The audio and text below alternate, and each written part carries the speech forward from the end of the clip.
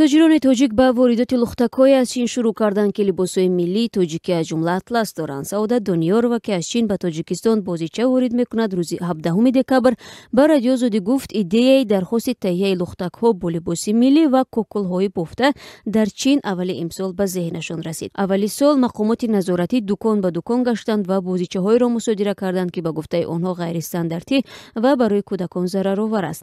Дар ҳамон вақт мақомот ба тоҷирон тавсия доданд, ки аз Чин лӯхтакҳои дорои унсурҳои миллӣ ва мутобиқ бо арзишҳои худӣ ворид кунанд. Ширкати амрикоии Mattel чанди пеш лӯхтаки Барбии ҳиҷобпӯшро муаррифӣ кард, ки қарор аст аз соли 2018 ба фурӯш гузошта шавад. ҳиҷоби сиёҳе, ки ҳоло ба лӯхтаки Барби пӯшондан дар Тоҷикистон либоси бегона дониста мешавад ва пӯшидану таблиғи он мамнӯъ аст.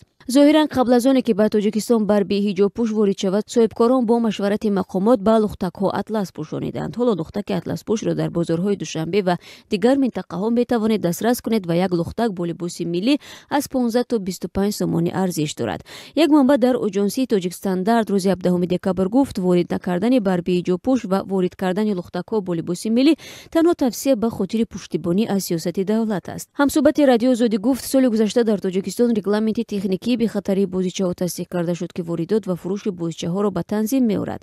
Бар асоси он зуд бо воридкунандагони бозичаҳо суҳбат анҷом мешавад.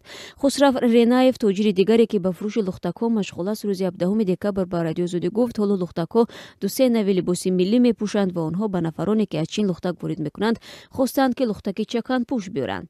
Исмоил Қурбонов, тоҷири бозичафурӯш дар бозори Саховати Кӯлоб гуфт, чунин нави лӯхтакҳоро бештар мансабдорон харидорӣ мекунанд. Воридоти лӯхтакҳо бо либоси миллӣ дар ҳолест, ки чанд соли ахир дар Тоҷикистон тарғиб либосҳои миллӣ ҷараён дорад. Мақомот аз ҳар роҳ талош доранд то аз пӯшиши либосҳои бегона ё ҳиҷобу рӯсарӣ ҷилавгирӣ конанд. Бар асоси қонун дар бораи танзими расму анъанаҳои миллӣ, ҳоло ширкат дар ҷашну маросимҳо бо либосҳои миллӣ ҳатмӣ дониста шудааст. Акнун либоси миллиро на танҳо занон, балки лӯхтакҳо низ бояд ба бар кунанд, лӯхтакҳое, ки дар Чин ба онҳо атлас пӯшониданд.